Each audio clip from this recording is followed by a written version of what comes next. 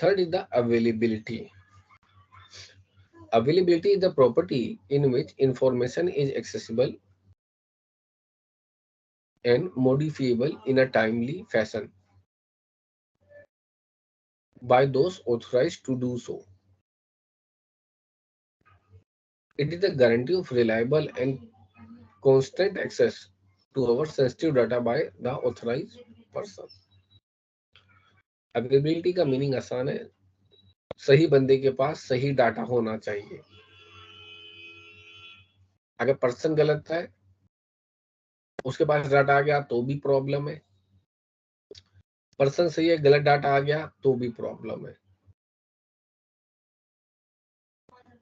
Tools क्या है availability के लिए? पहला है फिजिकल प्रोटेक्शन, दूसरा है computational redundancies.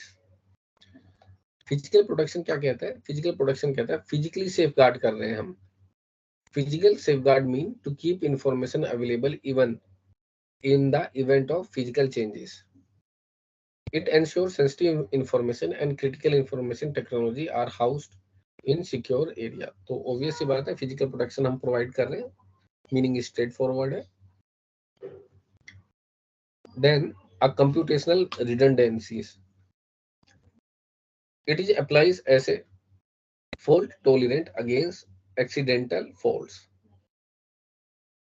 It protect computer and storage device that are serve a fallback in the case of failure.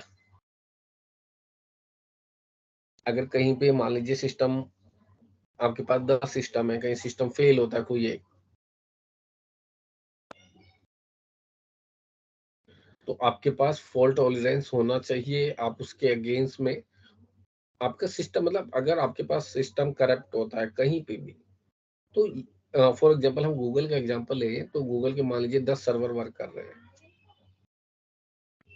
All over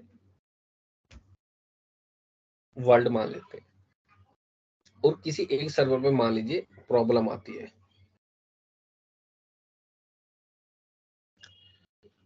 एक जगह प्रॉब्लम आती है, तो इसका इफेक्ट जो एंड यूजर पे है वो नहीं पड़ना चाहिए।